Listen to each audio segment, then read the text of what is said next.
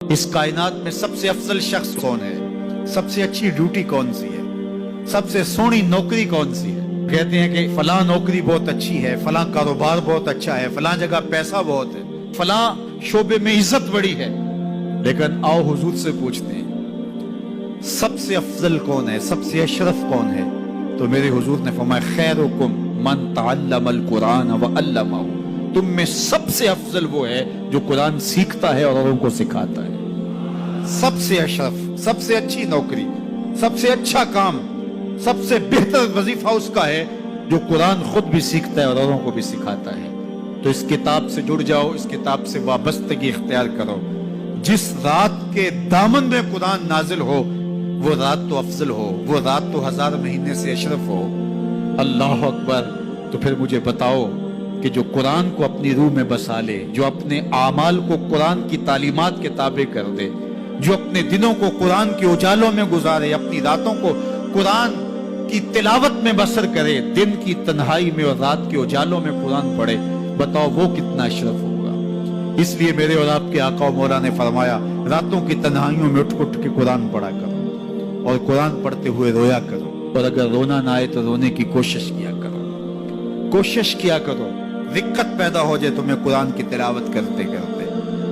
حضرت داتا گنج بخش علی حجویری علیہ رحمہ سے ایک مرید نے کہا حضرت اگر رونے کی کوشش کریں پھر بھی رونا نہ آئے، فرمایا پھر اپنے مقدر پہ رویا کرو. تم اتنے سنگ دل ہو گئے ہو کہ تمہاری آنکھیں آنسوں کا خراج نہیں دیتی ہیں. تو اس کتاب کے ساتھ جڑ جاؤ، تعلق کو مضبوط کر لو، اور اس کتاب سے وابستگی تمہیں دنیا آخرت کی بہتری کی ضمانت فراہم کرے گی. اور یہ کتاب زندہ ہے، اس کا پیغام کبھی فرسودہ نہیں ہوا، اس کا پیغام کبھی پرانا نہیں ہوا. ہر دور کے تقاضوں سے یہ کتاب ہم آہنگ ہے، اور یہ کتاب ہر شخص کی ضرورت کی کفالت کرتی ہے. اور پھر اللہ نے اس کو اتنا آسان کیا ہے، اتنا جامع بنایا ہے کہ ہر طبقہ زندگی کے شخص کے لیے قرآن کافی ہے، ہر شخص کی ضرورت کا کفیل ہے. اس کو ایک عام شخص پڑھے تو اس کو بھی نور ملتا ہے، ایک نقطہ بھی شخص اس قرآن کا مطالعہ کرے تو اس کو بھی روشنی ملتی ہے، ایک فلسفی پڑھے تو محروم وہ بھی نہیں ہوتا. جو بھی اس قرآن سے پڑھے، دیکھیے کچھ کتابیں ایسی ہوتی ہیں وہ بچوں والی ہوتی ہیں، جو پڑھے لکھے لوگ ہیں ان کی کوئی دلچسپی وہاں نہیں ہوتا، الف انار اور بے بکری میں انہیں کوئی دلچسپی نہیں ہوتی. اور جو بڑی کتابیں ہیں بچوں کی سمجھ سے ورا ہوتی ہیں. لیکن یہ واحد قرآن ہے، جس طبقے کا شخص بھی پڑھے، ان پڑھ پڑھے تو اس کو بھی نور ملے. میں دیکھتا ہوں تلاوت چل رہی ہوتی ہے اور تلاوت عربی میں ہے، اور بندہ عربی جانتا نہیں ہے وہ بھی جھوم رہا ہوتا ہے، اس کو بھی حظ مل رہا ہوتا ہے. یہ کتاب ہر طبقہ زندگی کو روشنی دیتی ہے. یہ قیامت تک آنے والی انسانیت کے لیے رشد و ہدایت کا صحیفہ ہے. اس کتاب سے جڑ جانے سے بلندیاں نصیب ہوتی ہیں. جس رات کو یہ کتاب اترے وہ رات تو لیلۃ القدر کہلائے. اور جو شخص اس کتاب سے وابستہ ہو جائے اور اس کتاب کو اپنی روحوں میں سمولے، وہ ذی قدر کیوں نہیں ہوگا، وہ عزت کا مالک کیوں نہیں ہوگا، وہ شانوں اور عظمتوں کا مالک کیوں نہیں ہوگا.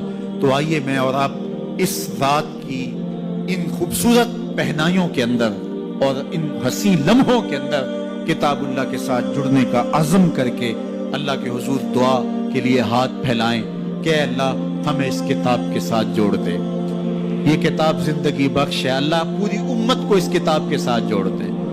اقبال کہتے ہیں فاش می گوئم آنکھ در دل مزمرست، ای کتاب نیز چیزیں دیگرست. جو میرے اندر چیز چھپی ہوئی ہے اس کو کھل کے اگر بتاؤں، یہ کتاب نہیں، یہ کوئی اور ہی شے ہے. یہ زندگی بدل شے ہے، یہ حیات ساز کتاب ہے، یہ زندگی کو روشنی اور اجالوں سے بھر دینے والی کتاب ہے، یہ پستیوں سے اٹھا کے بلندیوں تک پہنچانے والی کتاب ہے. اس کا حرف حرف روشنی ہے، اس کا لفظ لفظ اجالا ہے.